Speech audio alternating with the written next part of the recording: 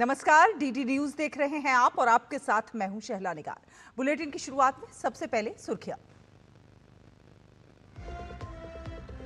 नई दिल्ली में आज से रायसीना डायलॉग, फिनलैंड के राष्ट्रपति करेंगे उद्घाटन सत्र को संबोधित। प्रधानमंत्री नरेंद्र मोदी के साथ भी होगी मुलाकात, दोनों देशों के बीच होंगे कई समझौते।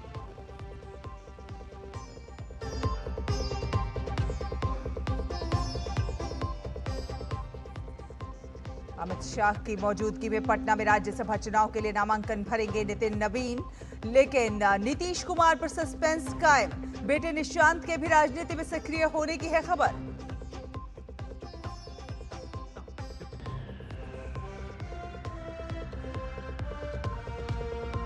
ईरान ने इजरायल पर की मिसाइलों की बौछार, वहीं अमेरिकी सीनेट ने हवाई हमले रोकने के प्रस्ताव को किया खारिज। शिपिंग और एयरलाइंस सर्विस में रुकावट।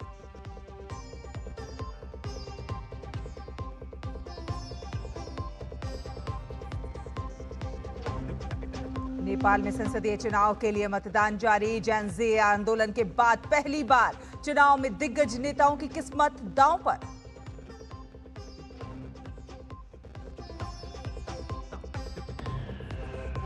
और टी20 विश्व कप में आज भारत इंग्लैंड के बीच दूसरा सेमीफाइनल। आज जीते तो 8 तारीख को न्यूजीलैंड से होगा नरेंद्र मोदी स्टेडियम में फाइनल मुकाबला।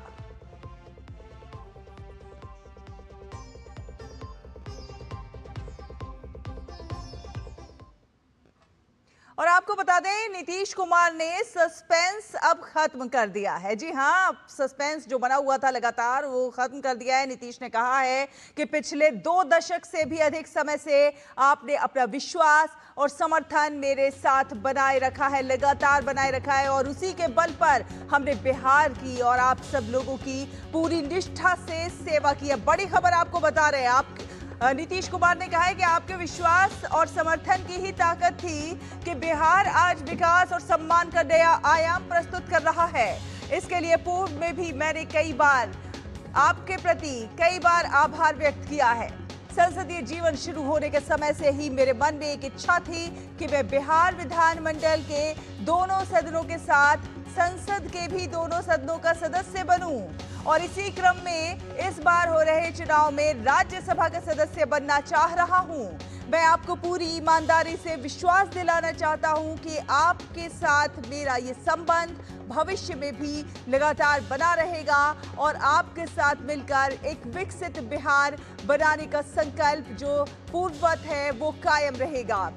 जो नई सरकार बनेगी उसको मेरा पूरा सहयोग और मार्गदर्शन रहेगा। तो नीतीश कुमार ने अब ये सस्पेंस खत्म कर दिया है, साफ कह दिया है कि राज्यसभा जाना चाहता हूं, लेकिन जनता के साथ जो संबंध है, जो संपर्क है, वो लगातार बना रहेगा। बिहार में नई सरकार बनेगी, नीतीश कुमार ने कहा है नई सरकार को मेरा पूरा सहयोग रहेगा, पूरा मार्गदर्शन भी रहेगा। तो राज्यसभा चुनाव लड़ेंगे अब नीतीश कुमार। ये सस्पेंस जो बना हुआ था लगातार वो खत्म हो गया है। विकसित बिहार बनाने का संकल्प है उनका, और इस संकल्प को वो राज्यसभा जाके भी पूरा करेंगे। जो नई सरकार बनेगी उसमें जो है अपनी पूरी भागीदारी देंगे, उसको अपना मार्गदर्शन देंगे। नीतीश कुमार ने साफ कह दिया है कि राज्यसभा का सदस्य बनना चाह रहा हूं। तो अब जो सस्पेंस था वो खत्म हो गया है। नीतीश कुमार अब राज्यसभा जाएंगे, बिहार में एक नई सरकार बनेगी। उन्होंने नीतीश कुमार ने कहा है कि मैं राज्यसभा जाना चाहता हूं। पटना से मधुरेश हमारे साथ जुड़े हुए हैं। मधुरेश, जिस तरह से लगातार हम देख रहे थे कि एक सस्पेंस की स्थिति थी, बार बार ये अटकलें लगाई जा रही थी कि हो सकता है नीतीश कुमार जो है राज्यसभा जाएं, लेकिन अब उस सस्पेंस को खत्म कर दिया खुद नीतीश कुमार ने। उन्होंने कहा है कि राज्यसभा जाना चाहता हूं और जो नई सरकार बनेगी उसे मैं अपना पूरा समर्थन दूंगा, साथ साथ मार्गदर्शन मेरा बना रहेगा। हाँ, देखिए, बिल्कुल कल दोपहर के बाद से ये चर्चा गर्म हो गई। नीतीश कुमार राज्यसभा जाने वाले और तमाम तरह की अटकलें चल रही थी। नीतीश कुमार जाएंगे, नहीं जाएंगे, क्या फॉर्मूला होगा, इन सब अभी खुद नीतीश कुमार ने विराम लगा दिया है। ट्वीट कर करके ये जानकारी दी है कि वो खुद चाहते हैं कि राज्यसभा वो जाए, और जैसे उन्होंने लोकसभा में देश की सेवा की उसी तरीके से राज्यसभा का भी सदस्य बनकर वो देश की सेवा करना चाहते हैं। इसके साथ में उन्होंने ये भी साफ कहा है कि जो बिहार में सरकार बनेगी उसको उनका पूरी तरीके से हम्म। मार्गदर्शन प्राप्त होगा, और जिस ईमानदारी से वो बिहार की जनता की सेवा कर रहे थे, आगे भी उसी ईमानदारी से बिहार की जनता के साथ में जुड़े रहेंगे। और ये अभी सबसे बड़ी खबर है, क्योंकि जिस तरीके से 2005 में जिन परिस्थितियों में नीतीश कुमार हम्म। बिहार के मुख्यमंत्री बने थे, और उसके बाद एक बड़ा रिफॉर्म पिछले 20 सालों में बिहार की जनता के लिए उन्होंने किया, जिस तरीके से बिहार को एक कहे तो अर्श से बिल्कुल, बिहार पंच से को जो बिल्कुल विकास उठाया की है। गति देने वाली बात है, वो लगातार नीतीश कुमार विकास को गति देते रहे, एक रफ्तार देते रहे। अब जब वो राज्यसभा चले जाएंगे, तो अब बड़ा सवाल ये खड़ा हो रहा है कि क्या चेहरा होगा, अब जो नई सरकार बनेगी उसमें कौन सीएम होगा, किस तरह से इसको जो है फॉर्म किया जाएगा। देखिए, अभी तक जो अंदर खाने की बात चल रही है, जो चर्चा चल रही है, उसके अनुसार निशांत कुमार जो है वो जदयू की सदस्यता ग्रहण करने वाले हैं, और बताया जा रहा है कि निशांत कुमार को हम्म। जो जदयू है वो डिप्टी सीएम के रूप में बनाने वाली है, डिप्टी सीएम बनाना चाहती है। और वर्तमान का जो फॉर्मूला है, अगर उसको देखें कि जो सीएम है वो जदयू का है, तो बीजेपी के 2 डिप्टी सीएम है। हम्म। ये चर्चा चल रही है कि ये फॉर्मूला उल्टा हो सकता है, जो सीएम का पद है वो बीजेपी के कोटे में जा सकता है, जबकि जो डिप्टी सीएम है वो जदयू के पास हो सकता है, और ऐसे में अपने कोटे से 2 डिप्टी सीएम बना सकती है। एक नाम कमोबेश लगभग तय है जो निशांत कुमार का होगा, लेकिन देखना अगर यह है कि अगर अगर सीएम बीजेपी का होगा, तो कौन कौन से नाम हैं जो अब जो है चर्चा में हैं, कौन से वो नाम जो कि सीएम की रेस में आगे हैं। देखिए, नामों की तो कई चर्चा हो रही है, लेकिन अभी जो नाम सबसे आगे चल रहा है उसमें सम्राट चौधरी, जो कि वर्तमान में भी उप मुख्यमंत्री हैं, इसके साथ में विजय कुमार सिन्हा, जो कि अभी हम्म। भी उप मुख्यमंत्री हैं। इसके अलावा दिलीप जायसवाल का भी नाम चल रहा है, जो कि पार्टी के सीनियर लीडर हैं और वर्तमान में उद्योग मंत्री हैं। इसके अलावा कुछ केंद्रीय नेतृत्व के चेहरे को भी बिहार में जगह दी जा सकती है, जिसमें नित्यानंद राय का नाम भी काफी आगे चल रहा है। तो ऐसे में, हालांकि ये सारी चर्चाओं का भी हम्म। दौर है, बीजेपी कई बार सरप्राइज कर चुकी है, चाहे दिल्ली की बात हो, चाहे अपने राष्ट्रीय अध्यक्ष के चुनाव की बात हो। नितिन नवीन को जिस तरीके से बीजेपी ने हम्म। चुना था, ये अपने आप में बहुत सरप्राइजिंग था, पूरे बिहार के लिए भी, पूरे देश के लिए भी। ऐसे में देखना ये होगा कि क्या सीएम फेस को लेकर, बिहार के सीएम फेस को लेकर के भी क्या बिहार बीजेपी कोई सरप्राइजिंग चेहरा लेकर के आती है। क्या जो नामों की चर्चा चल रही है, जो बीजेपी के पुराने कद्दावर और जो ग्रास रूट लेवल के जो नेता हाँ, हैं, उनको ही एक बार फिर से सीएम के पद पर बिल्कुल। बिठाते हैं। मधुरेश बने रहिए हमारे साथ, शैलेंद्र भी जुड़ गए हैं। शैलेंद्र, लगातार आपसे पहले भी बात हो रही थी, जो कयास आ रही थी, अनुमान लगाए जा रहे थे कि अटकलें थी कि सीएम नीतीश कुमार जो है अब राज्यसभा आएंगे, लेकिन वो सिर्फ अटकलें थी। लेकिन अब उन अटकलों पर विराम लग गया है, क्योंकि उन्होंने खुद ही ये सारा सस्पेंस खत्म कर दिया है, राज्यसभा जाना चाहते हैं। और ऐसे में अब एक बड़ा सवाल इधर भी खड़ा हो जाता है कि आखिर कौन होगा सीएम पद का चेहरा। देखिए, बहुत महत्वपूर्ण बात आपने कही, और जिस बात को लेकर कल से चर्चा हो रही थी, कल जब हम और मधुरेश डीडी न्यूज पर जानकारी दे रहे थे कि संकेत हैं कि 12 बजे के बाद नीतीश कुमार नामांकन भरेंगे राज्यसभा का। अब हम्म। ये स्पष्ट हो गया कि 2 बजे वो नामांकन करने जा रहे हैं, और उन्होंने खुद सोशल मीडिया पर पोस्ट करके जानकारी दी है। तो आगे अब जानते हैं कि सरकार में बदलाव होने जाएगा जब बिहार में नई सरकार बनेगी। लेकिन जो इस वक्त की सबसे बड़ी खबर यही है कि जो अटकलों का बाजार था वो खत्म हो गया है। नीतीश कुमार राज्यसभा के लिए नामांकन करने जा रहे हैं, ये बात पूरी तरह से स्पष्ट है। देखिए, हम सब जानते हैं कि बिहार में हम्म। एनडीए की सरकार है नीतीश कुमार की अगुवाई में, जिसमें जेडीयू और बीजेपी अहम साझेदार है, बाकी लोजपा, जितिन राम मांझी की पार्टी और बाकी दल साथ में हम्म। हैं। तो निश्चित तौर पर जब नई सरकार बनेगी, मुख्यमंत्री कौन होगा, इस सब की चर्चा हो रही है। बीजेपी कोटे का मुख्यमंत्री हो सकता है, ये भी बहुत स्पष्ट हो रहा है। पहली बार होगा जब बिहार में हम्म। बीजेपी का मुख्यमंत्री बनने जा रहा है एनडीए की अगुवाई में। ये बहुत महत्वपूर्ण घटना होगी। अभी हम्म। 2 उप मुख्यमंत्री हैं, तो निश्चित तौर पर ये 2 उप मुख्यमंत्री जेडीयू कोटे में जा सकते हैं। और क्या निशांत कुमार, नीतीश कुमार के जो बेटे हैं, वो उप मुख्यमंत्री होंगे, इस सब बात की चर्चा है। लेकिन सबसे बड़ी खबर यही है कि आप देखिए राष्ट्रीय राजनीति में लंबा अनुभव पहले भी रहा है। रेल मंत्री के तौर पर काम कर चुके हैं। अटल बिहारी वाजपेयी सरकार के समय पे हम जानते हैं कि आप देखिए उनका एक शानदार रिकॉर्ड रहा रेल मंत्री के तौर पर। और जब लंबे समय से हमने देखा कि 2000 के बाद से अब तक लगातार अगर थोड़ा सा पीरियड छोड़ दे तो वो मुख्यमंत्री रहे। तो ऐसे में नीतीश कुमार का फिर से राष्ट्रीय राजनीति में आना और और उच्च बिल्कुल सदन का हिस्सा शैलेंद्र, जिस बनना तरह से ये एक बहुत बड़ी आपने खुद घटना। भी कहा और हम सब जानते हैं कि एक लंबा अनुभव उनको मुख्यमंत्री के तौर पर रहा है, ऐसे में जब वो राज्यसभा आएंगे और राज्यसभा सांसद के तौर पर वो शपथ लेंगे, उसके बाद वो किस तरह से अपने देश की अपने जो क्षेत्र की जो जनता है उसको किस प्रकार से साध सकेंगे, किस प्रकार से उनका वो पार्टी को नेतृत्व दे सकेंगे? देखिए सैला, राजनीति में आप जानते हैं कि कभी ना कभी आपको रास्ता बनाना होता है और जेडीयू में नया नेतृत्व खड़ा करना और निशांत कुमार के रूप में हमने देखा है कि उनकी राजनीति में एंट्री हो रही है और ये धमाकेदार एंट्री होगी, क्योंकि अगर जैसी की चर्चा है कि वो जब नई सरकार होगी तो उसमें उप मुख्यमंत्री बनाए जा सकते हैं। तो उनके अगुवाई में आप एक तरह से कहें कि जेडीयू आगे जाएगी। नीतीश कुमार की क्या भूमिका होगी एनडीए बैठकर खुद इसमें नीतीश कुमार फैसला करेंगे राष्ट्रीय राजनीति में, चूंकि अब राज्यसभा वो आ रहे हैं, ये तय हो गया है। क्या किस तौर पर अपनी भूमिका राष्ट्रीय राजनीति में देखते हैं, ये देखने वाली बात होगी। लेकिन ये जरूर है कि अब अगली पीढ़ी को जेडीयू में कमान देने की बात है निशांत कुमार के साथ ही जब उनकी राजनीति में एंट्री होने जा रही। तमाम दिग्गज नेता नीतीश कुमार के आसपास जो आप देखते हैं जेडीयू में, उन्होंने स्पष्ट तौर पर कहा कि जो भी फैसला है वो नीतीश कुमार का है, नीतीश कुमार ही तय करेंगे, वो सर्वमान्य नेता है। तो उन्होंने तय कर दिया कि अब वो राज्यसभा जा रहे हैं। अब जेडीयू के अंदर कौन एक तरह से अगुवाई करेगा, उप मुख्यमंत्री, अगर ये सब जो बातें चल रही है इसमें जेडीयू कोटे में जाता है तो कौन उप मुख्यमंत्री होगा, क्योंकि दो उप मुख्यमंत्री की बात चल रही है। क्या पहले निशांत कुमार होंगे, दूसरा और कौन उप मुख्यमंत्री होगा, ये सब कुछ चर्चा अभी तक इसमें समय है।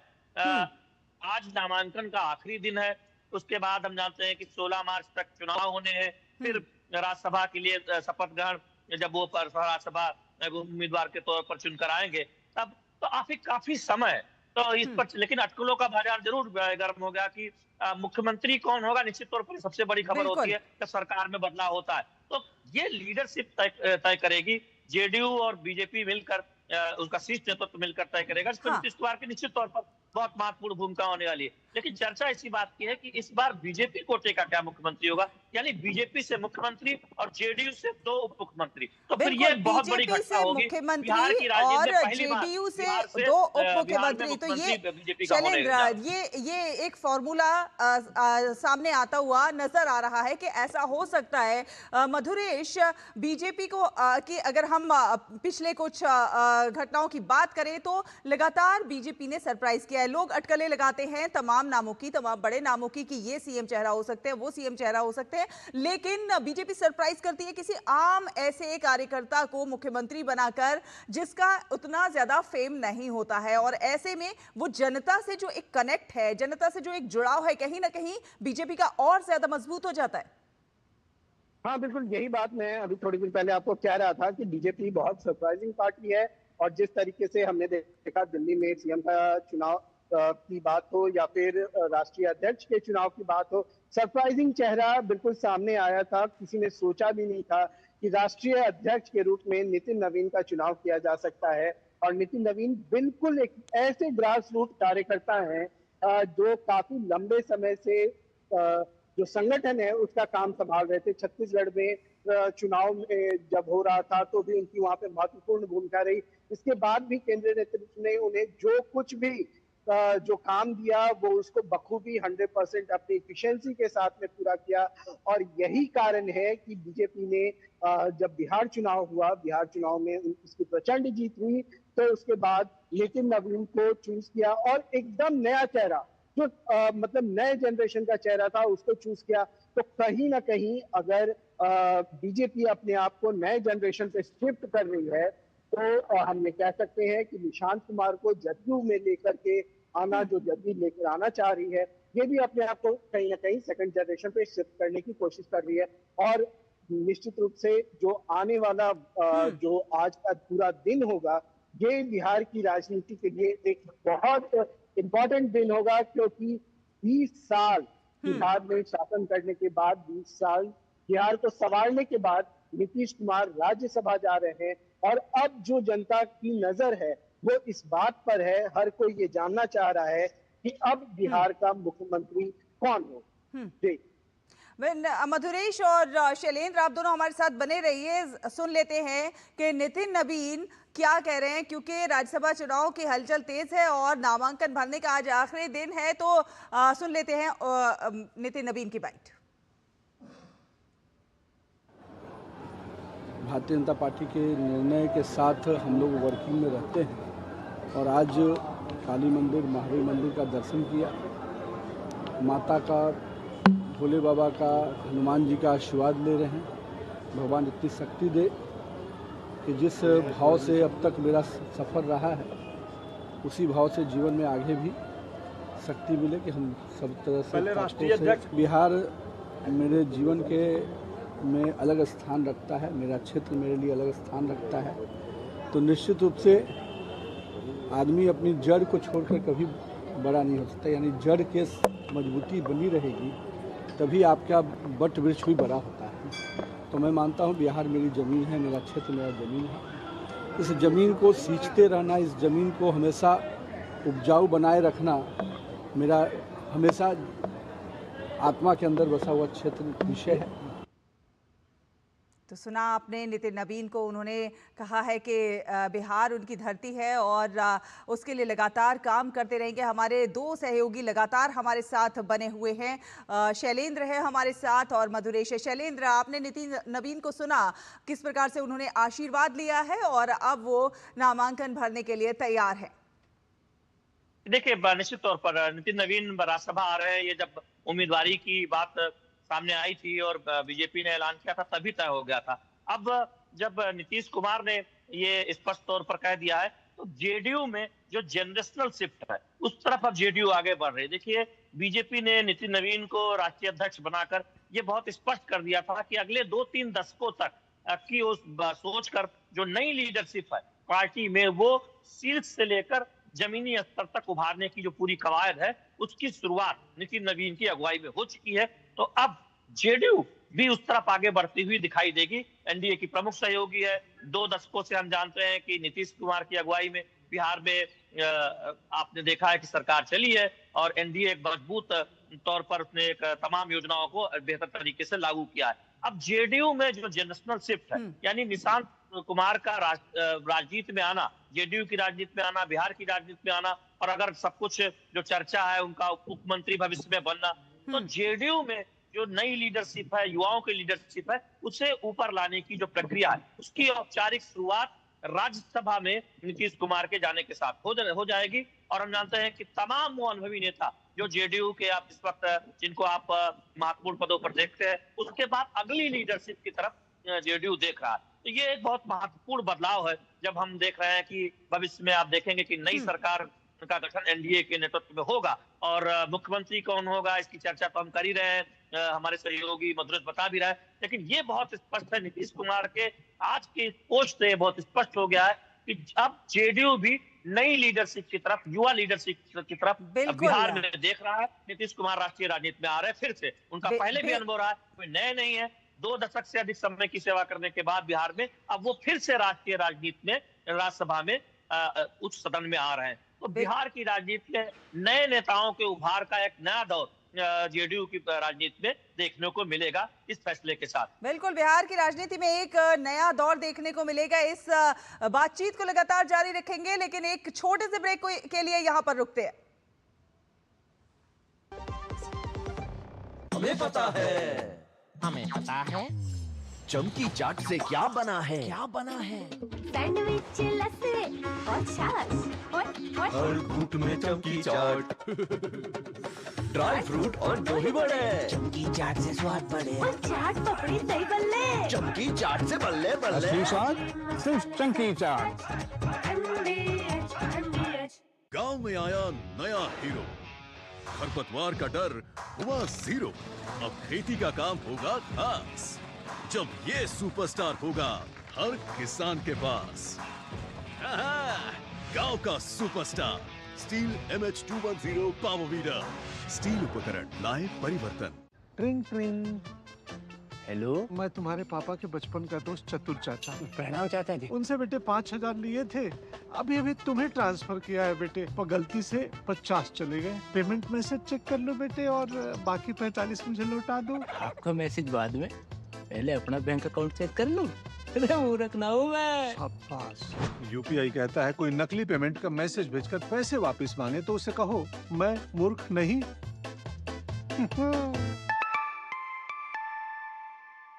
जाइए आप भी किसी का टेस्ट लीजिए। ब्रेक के बाद स्वागत है। डीडी न्यूज़ देख रहे हैं आप और हम लगातार बात कर रहे हैं कि जिस प्रकार से सीएम नीतीश कुमार ने एक सस्पेंस को अब ख़त्म कर दिया है और उन्होंने साफ कहा है कि अब वो राज्यसभा जाना चाहते हैं और इसके लिए उन्होंने एक पोस्ट लिखकर कहा है कि वो राज्यसभा जाने की इच्छा रखते हैं। और जो बिहार की राजनीति है, बिहार में जिस तरह से नई गवर्नमेंट बनेगी उसको वो उनका सहयोग लगातार बना रहेगा। हमारे साथ हमारे दो सहयोगी लगातार बने हुए हैं इसी खबर पर ज्यादा बातचीत करने के लिए। शैलेंद्र, लगातार जिस प्रकार से हम बात कर रहे हैं, कल से ये एक सस्पेंस बना हुआ था जो आज खत्म हो गया। आज जो है नामांकन भरा जाना है, आज नितिन नवीन भी नामांकन भरने वाले हैं और ये भी कहा जा रहा है, ये भी उम्मीद है कि गृहमंत्री अमित शाह भी उनके नामांकन के समय वहां पर मौजूद रहेंगे। बिल्कुल, नितिन नवीन के नामांकन के समय गृह मंत्री अमित शाह पटना में मौजूद रहेंगे। वो 11:30 बजे के बाद वहां पहुंचने वाले हैं। बीजेपी के तमाम नेता, जो बिहार के प्रमुख नेता हैं, वो भी मौजूद रहेंगे। और ये जब ऐलान हुआ कि नितिन नवीन राज्यसभा आ रहे हैं तो बहुत स्पष्ट तौर पर बीजेपी की जो परंपरा रही है, हमने जेपी नड्डा के राष्ट्रीय अध्यक्ष के दौर में देखा था कि वो राज्यसभा के लिए उनको चुना गया और उसके बाद केंद्रीय मंत्री भी जब विस्तार के समय वो ये था कि नया अध्यक्ष कौन होगा, तब तक उनको केंद्रीय मंत्री का भी एक तरह से जिम्मेदारी संभाल ली को आगे किया गया। वो नेता सदन के तौर पर भी इस वक्त राज्यसभा में काम कर रहे हैं। तो राष्ट्रीय अध्यक्ष राष्ट्रीय राजनीति में रहेगा, राज्यसभा में उनकी नुमाइंदगी होगी। ये बहुत स्पष्ट तौर पर तभी साफ हो गया था। अब चर्चा इस बात को लेकर है कि एनडीए के जो सहयोगी दल हैं उनमें जो लीडरशिप एक तरह से देखें, जो नई उभारने की कवायद है, वो जेडीयू में शुरू होने जा रही है। निशांत कुमार की जेडीयू में आधिकारिक एंट्री के साथ ही तो जब से ये बात स्पष्ट तौर पर सोशल मीडिया पर कही है नीतीश कुमार ने कि वो राज्यसभा जाना चाह रहे हैं, ये बहुत स्पष्ट हो गया है कि अब नई सरकार आपको देखने को मिलेगी। नई सरकार किसकी अगुवाई में होगी? संभवतः बीजेपी का मुख्यमंत्री होगा, क्योंकि जो फार्मूला था कि 2 मुख्यमंत्री बीजेपी के थे और मुख्यमंत्री पद जेडीयू में था, नीतीश कुमार उसे संभाल रहे थे। अब अभी समय है, क्योंकि 16 मार्च आज अंतिम तारीख है नामांकन के लिए राज्यसभा की। उसके बाद 16 मार्च को चुनाव है, फिर पदभार ग्रहण करने में राज्यसभा में शपथ होती है।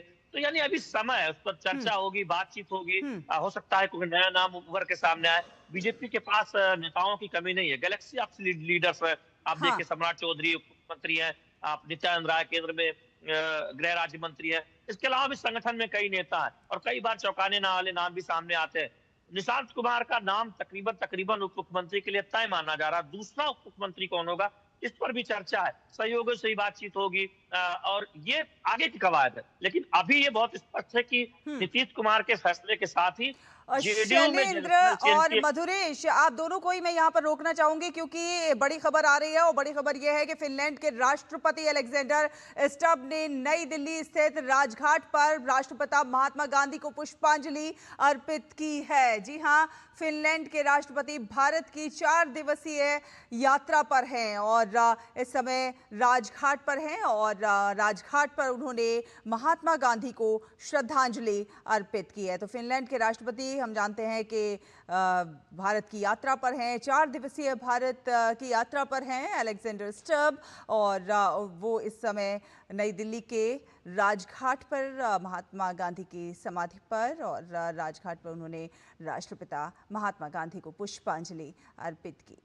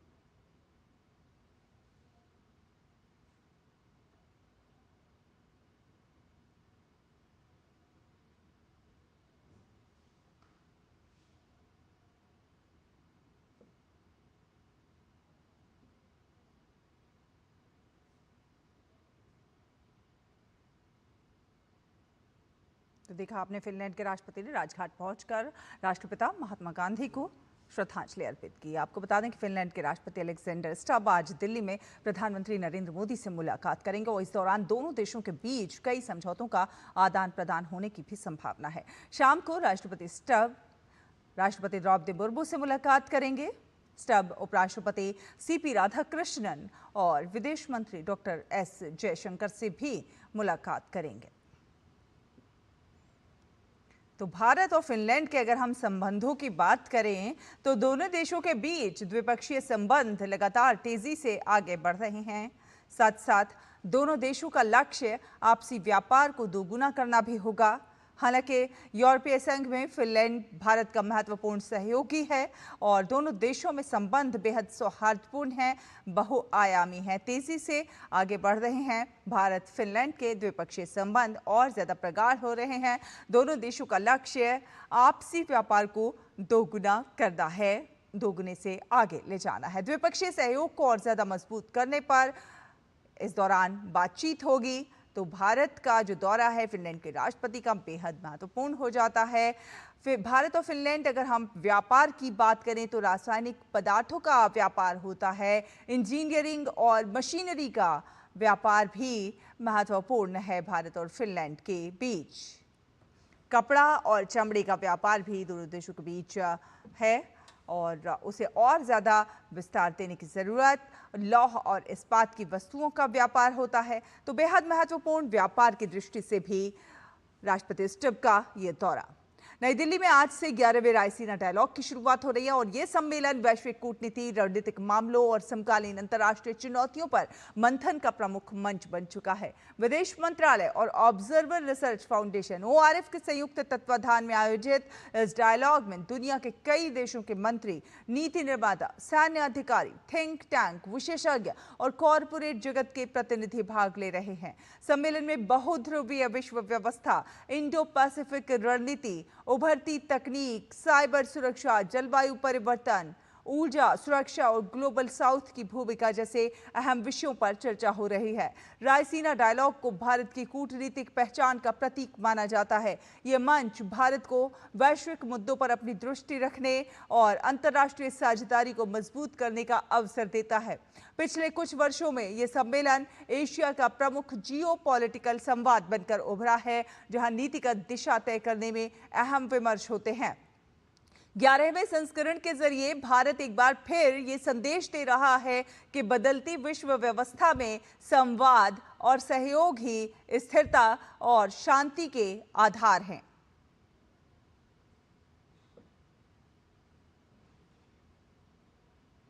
फिलहाल एक छोटा सा ब्रेक, जल्द हाजिर होंगे। आप देखते रहिए DT न्यूज़।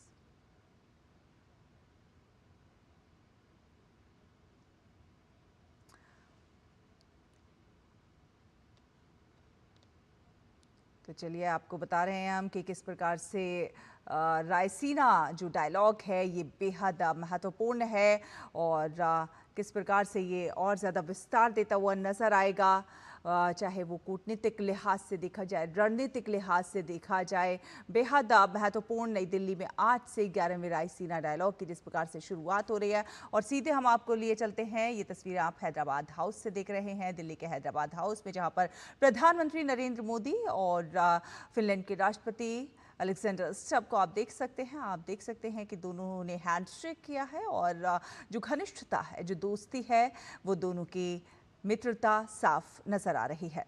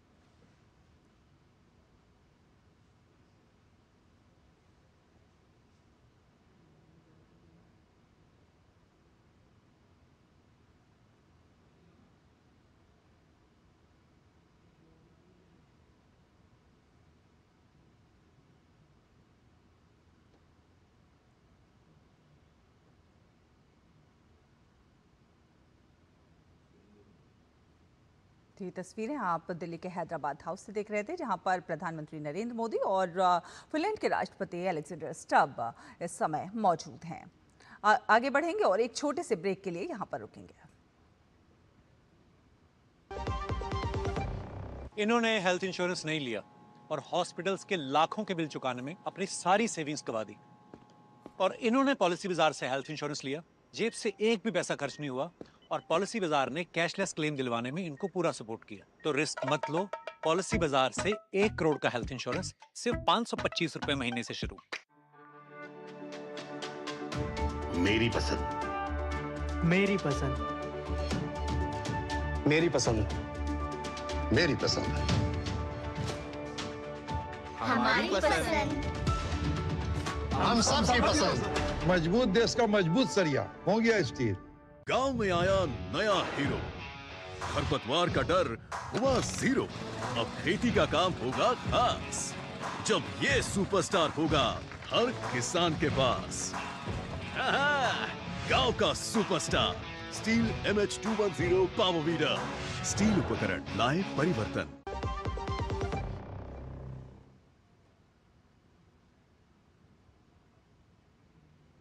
ब्रेक के बाद स्वागत है, डीडी न्यूज देख रहे हैं आप। आपको बता दें कि राज्यसभा चुनाव को लेकर महाराष्ट्र में भी हलचल बहुत तेज है, लेकिन इस सब के बीच महाविकास अघाड़ी में उद्धव गुट को झटका लगता हुआ नजर आ रहा है। कांग्रेस नेता विजय वडेट्टीवार ने पार्टी की भूमिका स्पष्ट कर दी है। उन्होंने कहा है कि पार्टी ने शरद पवार को समर्थन देने का फैसला लिया है। वडेट्टीवार ने कहा है कि शरद पवार वरिष्ठ नेता हैं और महाविकास अघाड़ी के धर्म का पालन भी आवश्यक है। वडेट्टीवार के अनुसार उन्हें यह भी जानकारी मिली है कि कांग्रेस अध्यक्ष मल्लिकार्जुन खड़गे ने भी शरद पवार को समर्थन देने का फैसला किया है।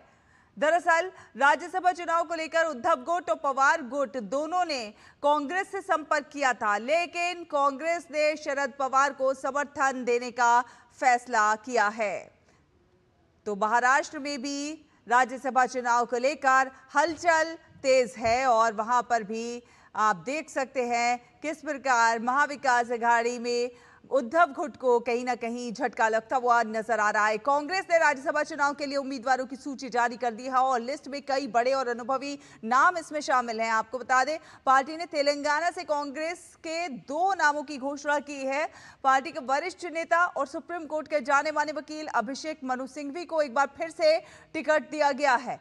सिंघवी पहले भी राज्यसभा के सदस्य रह चुके हैं। तो वहीं दूसरे उम्मीदवार वेम नरेंद्र रेड्डी हैं और वो मुख्यमंत्री रेवंत रेड्डी के करीबी सलाहकार हैं। उनकी निकटता और राज्य में पार्टी की मजबूती को देखते हुए ये फैसला लिया गया है। पार्टी को उम्मीद है कि इन दोनों को आसानी से जीत मिलेगी। छत्तीसगढ़ से बात की जाए तो छत्तीसगढ़ से फूलो देवी नेताम को उम्मीदवार बनाया गया है। वो पार्टी के अनुभवी नेता हैं और राज्य में आदिवासी समुदाय के बीच देखा जाए तो उनकी अच्छी खासी पकड़ मानी जाती है। उनकी उम्मीदवारी से पार्टी आदिवासी वोट बैंक को साधने की और ज्यादा मजबूत करने की कोशिश कर रही है। तो आज नामांकन भरने का दिन है और राज्यसभा चुनाव को लेकर आप देखिए बड़े बड़े नाम निकलकर सामने आ रहे हैं। आगे बढ़ते हैं और अगली खबर का रुख करते हैं। पश्चिम बंगाल के कूच बिहार के खागड़ाबाड़ी इलाके में भाजपा की परिवर्तन यात्रा की गाड़ी पर हमले की खबर सामने आई है। हमला करने का आरोपी टीएमसी कार्यकर्ताओं पर लगा है। ये जो आरोप लगा है टीएमसी कार्यकर्ताओं पर लगा है। आरोप यह है कि परिवर्तन यात्रा की गाड़ी रोककर शीशे तोड़े गए और साथ ही चालक के साथ मारपीट भी की गई। आपको बता दें कि बीजेपी की अगले 6 दिनों में 250 विधानसभा क्षेत्रों का दौरा करते हुए 5000 किलोमीटर की परिवर्तन यात्रा की योजना है और इस यात्रा का नेतृत्व करने के लिए अगले 6 दिनों में 22 केंद्रीय नेता राज्य में आने वाले हैं। आज हिंगलगंज में यात्रा का नेतृत्व उत्तराखंड के मुख्यमंत्री पुष्कर सिंह धामी करेंगे। तो वहीं आसनसोल दक्षिण में परिवर्तन यात्रा में केंद्रीय मंत्री अर्जुन मुंडा शामिल होंगे।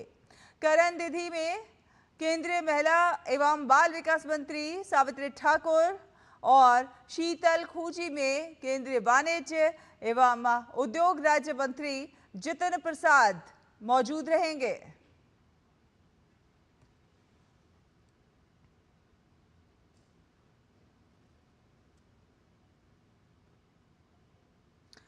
फिलहाल एक छोटा सा ब्रेक, लेकिन ब्रेक के बाद वापस आएंगे तो कुछ महत्वपूर्ण अंतर्राष्ट्रीय खबरें वो आपको दिखाएंगे। सिप सिप जीरा सिप जीरा सिप MDH का जलजीरा जीरा सिप प्यास बुझाए ठंडक लाए सबको भाए जीरा सिप MDH का जलजीरा जीरा सिप जीरा सिप असली रिफ्रेशिंग, असली स्वाद, असली मजा। MDH जब धरती चीर कर निकलता है लोहे का पत्थर और मिलता है मोंगिया के जोश से, फिर तपता है, पिघलता है और बनता है फौलाद। अब होता है सरिया सारी खूबियों के साथ। मोंगिया स्टील, मजबूत देश का मजबूत सरिया। हर जीत की शुरुआत होती है छोटे छोटे कदमों से और हर छोटी तैयारी बदल सकती है पूरा नतीजा। क्योंकि मैदान हो या जिंदगी, छोटी से छोटी तैयारी ही देती है प्रोटेक्शन और प्रोटेक्शन ही देता है भरोसा। जैसे LIC की बीमा लक्ष्मी, एक खास प्लान सिर्फ महिलाओं के लिए जहां छोटी बचत दे बड़ी सुरक्षा, ताकि जिंदगी के हर मैदान में आप रहे हर पल के लिए रेडी। LIC बीमा लक्ष्मी, रखे हर पल के लिए रेडी।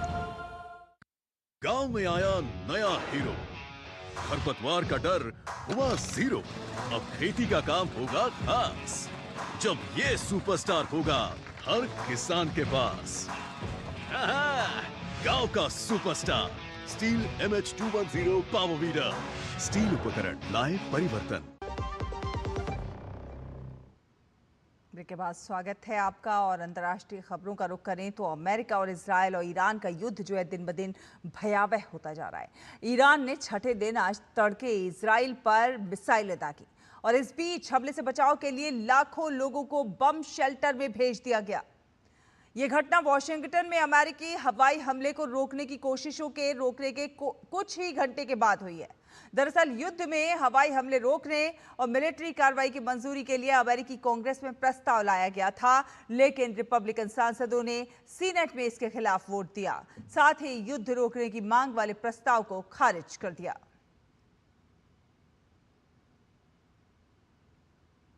तो पश्चिम एशिया में युद्ध की स्थिति बनी हुई है और संघर्ष के बीच डोनाल्ड ट्रंप ने दावा किया है कि ईरान के खिलाफ अमेरिका की स्थिति बहुत ज्यादा मजबूत है, हमारे पास दुनिया की सबसे बड़ी मिलिट्री है। ट्रंप ने आगे ये भी कहा है कि ईरान 47 सालों से हमारे लोगों को मार रहा है। ट्रंप ने दावा किया है कि ईरान के खिलाफ आगे भी मजबूती से बढ़ेंगे। 47 years they've been killing our people and killing people from all over the world, and I think we have great support. And if we didn't terminate the worst deal, one of the worst deals ever made, the Obama nuclear deal, I call it the Obama nuclear deal, where he gave everything to Iran.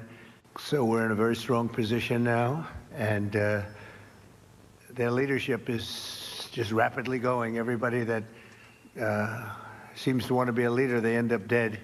You see it as well as I do. You see the tremendous progress that's being made. Their missiles are being wiped out rapidly. Their launchers are being wiped out. A nation that was out of control, and they would have used it on us if we let them, if we waited any longer. When crazy people have nuclear weapons, bad things happen. So we're in very good shape now. I want to let you know that, and we will continue forward. America ने दावा किया है कि श्रीलंका तट के पास उसने ईरानी worship को डुबो दिया है।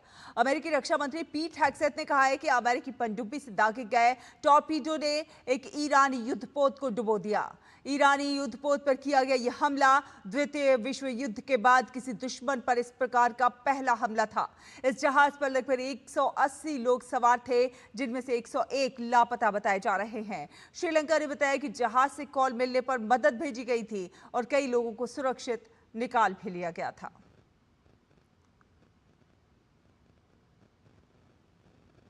और बात करें नेपाल की, तो नेपाल में आज सुबह 7 बजे से 275 सीटों के लिए आम चुनाव हो रहे हैं और शाम 5 बजे तक ये मतदान होना है। 165 सीटें सीधे चुनाव और 110 सीट समानुपातिक प्रणाली से भरी जाएंगी।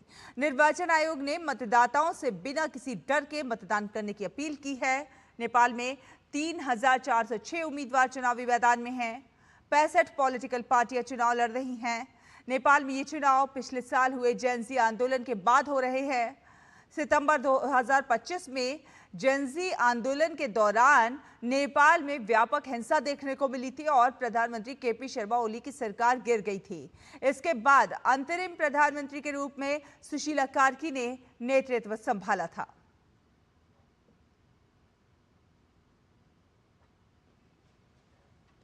और खबरों में आगे बढ़ते हैं। आपको बता दें कि वैश्विक निर्यात के क्षेत्र में भारत जो है वो लगातार नई ऊंचाइयों को प्राप्त कर रहा है और सूक्ष्म और लघु और मध्यम उद्यमों को वैश्विक बाजार से जोड़ने और उनके द्वारा निर्यात को बढ़ाने की दिशा में शुरू किया गया एक्सपोर्ट प्रमोशन मिशन एक अहम पहल साबित हो रहा है। ये पहल एमएसएमई उद्योगों को वैश्विक स्तर पर प्रतिस्पर्धी बनाने की दिशा में एक ठोस कदम है। दुनिया की बड़ी अर्थव्यवस्थाओं के बीच आज भारत का निर्यात तेजी से अपनी पहचान बना रहा है। भारतीय उत्पाद अब सिर्फ देश तक सीमित नहीं है, बल्कि दुनिया के बाजारों में मजबूती से अपनी जगह बना रहे हैं। बढ़ते ऑर्डर, नए बाजार और तेज होती वैश्विक मांग ये संकेत हैं कि भारत निर्यात के मोर्चे पर आगे बढ़ रहा है। एमएसएमई सेक्टर के इस निर्यात को और ज्यादा विस्तार देने के उद्देश्य से 20 फरवरी 2026 को केंद्रीय वाणिज्य और उद्योग मंत्री पीयूष गोयल ने एक्सपोर्ट प्रमोशन मिशन यानी ईपीएम के तहत और 7 नई पहलों की शुरुआत की। इसका मकसद है सूक्ष्म, लघु और मध्यम उद्यम सेक्टर को वैश्विक बाजार में मजबूत बनाना और देश की निर्यात क्षमता बढ़ाना। एक्सपोर्ट प्रमोशन मिशन का मकसद साफ है, नए उत्पाद, नई सेवाएं और नए निर्यातकों को आगे बढ़ाना। फरवरी की शुरुआत में भारत के उत्पाद निर्यात में 2 अंकों की बढ़ोतरी दर्ज की गई, जो वैश्विक स्तर पर भारत के बढ़ते भरोसे का संकेत है। इस मिशन के तहत एमएसएमई के लिए प्रक्रियाएं आसान होंगी, सस्ता कर्ज मिलेगा और अंतर्राष्ट्रीय मानकों को पूरा करने में मदद दी जाएगी। लॉजिस्टिक्स और वेयर हाउसिंग ढांचे को भी मजबूत किया जाएगा। दुबई में भारत मार्ट जैसे प्रोजेक्ट भारतीय निर्यातकों को खाड़ी देशों, अफ्रीका, मध्य एशिया और यूरोप के बाजारों तक सीधी पहुंच देने में मदद करेंगे। ईपीएम को 2 हिस्सों में लागू किया गया है, निर्यात प्रोत्साहन और निर्यात दिशा। इसे डिजिटल निगरानी के साथ चलाया जाएगा। इसके तहत एमएसएमई मंत्रालय, वित्त मंत्रालय, बैंकिंग सेक्टर और विदेशों में भारतीय प्रतिनिधि मिलकर काम करेंगे। इसके तहत एमएसएमई को कारोबार के लिए सस्ता कर्ज मिलेगा। तय शर्तें पूरी करने पर 2.75% ब्याज में राहत और सालाना 50 लाख रुपए तक की सहायता दी जाएगी। ई कॉमर्स के जरिए निर्यात करने वालों को 50 लाख रुपए तक का कर्ज और विदेशों में सामान रखने के लिए 5 करोड़ रुपए तक की मदद मिलेगी। साथ ही नए बाजारों में प्रवेश, अंतर्राष्ट्रीय जांच और मंजूरी, वेयर हाउसिंग और माल ढुलाई खर्च में भी सहयोग दिया जाएगा। सरकार का लक्ष्य साफ है, निर्यात की लागत कम हो, कारोबार आसान बने और हर एमएसएमई को वैश्विक बाजार से जुड़ने का अवसर मिले। एक्सपोर्ट प्रमोशन मिशन भारत के निर्यात क्षेत्र को मजबूत करने की दिशा में एक अहम कदम है और इसका परिणाम लगातार निर्यात में वृद्धि। और आपको बता दें कि प्रधानमंत्री नरेंद्र मोदी और फिनलैंड के राष्ट्रपति के बीच मुलाकात हुई है और ये हैदराबाद हाउस की तस्वीरें हैं जब दोनों के बीच ये मुलाकात हुई है और भारत और फिनलैंड के बीच कई द्विपक्षीय संबंधों को लेकर बातचीत हुई है। और ये तस्वीरें आपको दिखा रहे हैं हम प्रधानमंत्री नरेंद्र मोदी की और फिनलैंड के राष्ट्रपति की मुलाकात की तस्वीरें जब दोनों नेताओं के बीच कई द्विपक्षीय संबंधों को लेकर बातचीत हुई है। व्यापार को दोगुने करने संबंधी बातचीत हुई है, साथ ही साथ किस प्रकार दोनों देशों के संबंधों को प्रगाढ़ किया जा सके उस पर बात हुई है।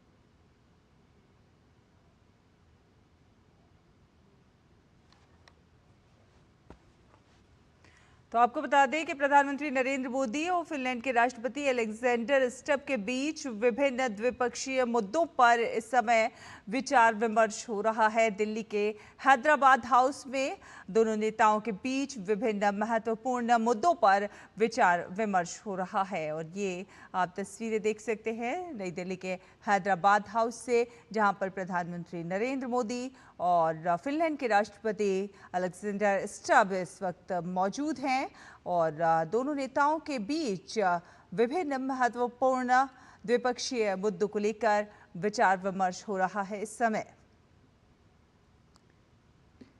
दोनों ही नेताओं का लक्ष्य जो है दोनों देशों के संबंधों को और ज्यादा प्रगाढ़ करना और व्यापार को दोगुना करने पर केंद्रित है। और अब आगे बढ़ेंगे और बात करेंगे खेल की। जी हां, T20 क्रिकेट विश्व कप में आज भारत और इंग्लैंड के बीच खेले जाने वाले दूसरे सेमीफाइनल को लेकर क्रिकेट प्रेमियों में गजब का उत्साह है। पूरा भरोसा है कि भारतीय टीम इंग्लिश टीम को हराकर फाइनल में जगह पक्की करेगी। T20 विश्व कप में भारतीय टीम के जीत के अभियान का पहला गवाह मुंबई का वानखेड़े स्टेडियम एक बार फिर से तैयार है टीम इंडिया की मेजबानी के लिए। इस मैच को लेकर मुंबई के क्रिकेट फैंस में जबरदस्त उत्साह है और हर एक की मंजिल इस वक्त वानखेड़े पर आकर खत्म हो रही है। देश में इस वक्त होली की धूम है और इसी धूम की गूंज में मुंबईकर्स खुद को हिंदुस्तान की जीत के रंग में रंग देना चाहते हैं। हम लोग यूज्ड टू है, यहाँ की विकेट हमको पता है कैसी रहेगी, तो मेरे हिसाब से हम लोग थोड़ा सा अपर एज इंडिया को है। और वानखेड़े में खेलेंगे तो यहाँ पे बैटिंग फ्रेंडली विकेट है और इंडिया यहाँ से यूज्ड टू है, तो इंडिया को बहुत ही एज है और इंडिया ही जीतने वाली है। वानखेड़े के मैदान पर टीम इंडिया के T20 में जीत का औसत 71% है, लेकिन आईसीसी टूर्नामेंट के 4 सेमीफाइनल में से मैन इन ब्लू सिर्फ एक सेमीफाइनल जीत सके हैं। हालांकि मुंबई के क्रिकेट फैंस पुराने रिकॉर्ड को नहीं बल्कि मौजूदा प्रदर्शन को अपने विश्वास का आधार मान रहे हैं, जो इंग्लिश टीम से टीम इंडिया को आगे रख रहा है। मुंबई बोले तो क्रिकेट की पंडरी है और मुंबई में भारत ने वर्ल्ड कप का फाइनल भी जीता है 2011 का, और मुंबई में हमेशा टीम इंडिया जीतती है, तो इस बार भी जीतेगी। I am so very excited for Team India. Bleed blue. Hardik Pandya is my whole heart. कुल मिलाकर होली के इस मौसम में जीत के रंग का गुलाल उड़ाने की तैयारी फैंस ने कर रखी है, जो सूर्या एंड कंपनी के हौसले को उड़ान भी देगा और दबाव के तापमान को भी बढ़ाता रहेगा। तो फैंस को इस बात से कोई फर्क नहीं पड़ता है कि टीम इंडिया का आईसीसी टूर्नामेंट में सेमीफाइनल मुकाबले में क्या यहां पर रिकॉर्ड रहा है। उनके मुताबिक भारतीय टीम इस समय जिस रंग और कलेवर में है वो काफी है इंग्लैंड को सेमीफाइनल से बाहर करने के लिए। कैमरामैन एस जयशंकर के साथ मैं गौरव कुमार, डीडी न्यूज, मुंबई। वक्त एक छोटे से ब्रेक का हुआ है, जल्द हाजिर होंगे, आप देखते रहिए डीडी न्यूज। ट्रिंग ट्रिंग। हेलो, मैं तुम्हारे पापा के बचपन का दोस्त चतुर चाचा। प्रणाम चाचा जी। उनसे बेटे 5000 लिए थे, अभी तुम्हें ट्रांसफर किया है बेटे, पर गलती से 50 चले गए। पेमेंट मैसेज चेक कर लो बेटे और बाकी 45 मुझे लौटा दो। आपका मैसेज बाद में, पहले अपना बैंक अकाउंट चेक कर लूं। अरे मूर्ख ना हूं मैं। शाबाश। यूपीआई कहता है कोई नकली पेमेंट का मैसेज भेजकर पैसे वापस मांगे तो उसे कहो मैं मूर्ख नहीं।